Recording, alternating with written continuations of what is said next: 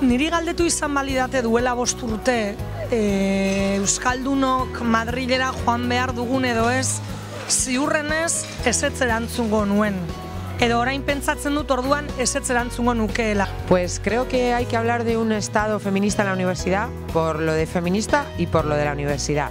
Es decir, si tenemos claro que queremos crear otro modelo de pueblo y dotarnos de otras instituciones para conseguirlo, tiene que ser desde una agenda feminista. Lehenik eta behin, demokratak baldin bagea eta demokratizazioaren alde baldin bagaude, hau da, boterea birbanatzearen alde baldin bagaude, demokrazia feminista izan behar du.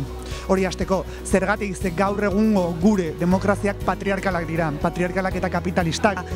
Kontua da, 4 urtetan ikusi dudana da, boterea, Espainia deitzen diogun asmakizun politiko, ekonomiko eta sozial horren boterea Madrilen kokatzen dela. Orduan garrantzitsua dela zuzenean bertatik bertara interpelatzea hainbat erakunde, hainbat eragile eta hainbat boteregunetan egotea garrantzitsua dela iruditzen za.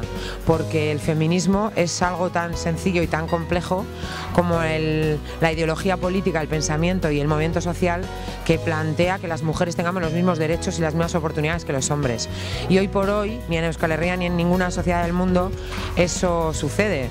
Por lo tanto, no se puede crear ningún proyecto político que quiera ser justo y que quiera estar basado en la libertad y en los derechos de todas las personas sin tener una agenda política feminista en el centro, ¿no? Y que forme parte del proyecto de una manera inseparable.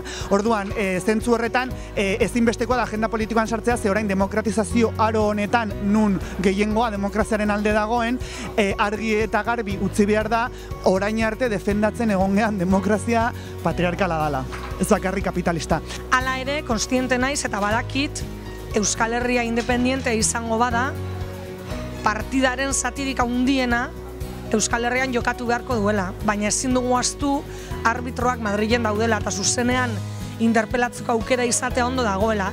Y creo que hay que hablar de esto en la universidad, porque la universidad, a pesar de que el capitalismo y el sistema educativo que le sirve pretende que sea una fábrica de mano de obra cualificada, la universidad tiene que ser un espacio de pensamiento y tiene que ser un espacio donde se cuestiona la situación y donde se cuestionan las injusticias, ¿no? Zentzu horretan zer esan nahi du orduan demokrazia feminista edo estatugintza feminista horrek?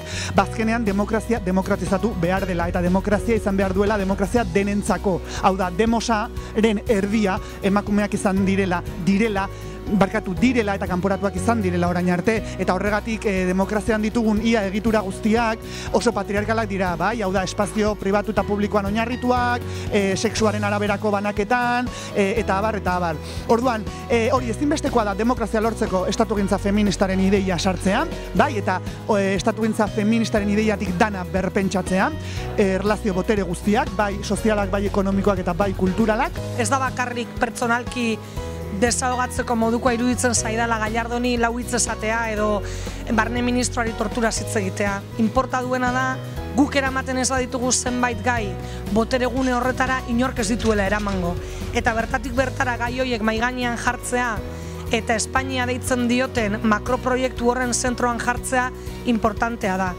En la universidad precisamente es donde hay que venir a hablar de estos temas, porque se supone que las personas que están ahora estudiando no solo serán en el futuro quienes estarán construyendo ese pueblo y esas instituciones, sino que lo están haciendo ya.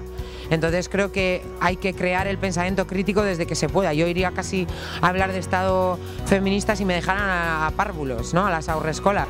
Alde batetikan, nola egin, bueno, balen pixkat esan dugun moduan, ja lobbiak sortzen hasi, hau da, emakume taldeak beto eskubidearekin, gauden leku guztietan, bai instituzioetan, bai lantokian, bai zure etxean, bai alderdian, bai sindikatuan, herri mugimenduan, guzti horretan hori da lehen pausua, estatugintza feminista horretaruntz, beto eskubidearekin duten emakume taldeak.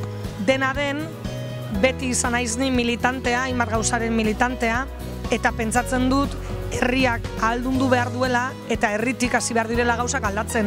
Instituzioak ez dira zerutik erori zaizkigun gauza bat, instituzioetara herritarrak heltzen dira. Kontua da, daukagun sisteman eta gauzak antolatu ditugun moduan, herritar batzuk heltzen dira instituzioetara. Eta hor, galdera da, nola eragingo du, esango genuke proiektu honek Madrilen edo zenbateraino eragingo duen. Bueno, ez dut uste Madrilen bertan eragina handirik izango duenik, baina kontua da EH Bilduk kasu honetan Madrilera dijoana bere proiektu bezala hartzen baldin badu eragina handia izango duela Euskal Herrian, eta Euskal Herrian lortzen deguna gero Madrilera ailegatuko da, hein handi batean. Hori aldatu egin behar da, baina hori aldatu behar da gure herriko udaletxetik hasi eta ez dakit noraino. Politika eguneroko bizitzaren zati importantea da, eguneroko bizitza politikak markatzen digu eta sistema politikoa izan behar da herritarrok erabakitzen duguna, eta horretarako herri mugimendua oso importantea da. Porque creo que el pensamiento crítico nunca es pronto para empezar a crearlo, y el pensamiento crítico feminista muchísimo menos. Eta importantea da herritarrek beraien ahalduntasun horretan sinestea, edozein momentutan iritsi daitezkeela alkate izatera, edo ez dakit parlamentari izatera, edo boteregune batean egotera, demokrazian boterea herriarena delako. Eta horretarako herri mugimendu potenteak behar ditugu, kontrabotere potentea behar dugu, eta ahaldundutako jendea behar dugu diskurso egituratu eta potoloekin. Nola lotuko nuke hemen adibidez estatugintza feministarena independentziarekin eta Madrilerekin, zentzu horretan.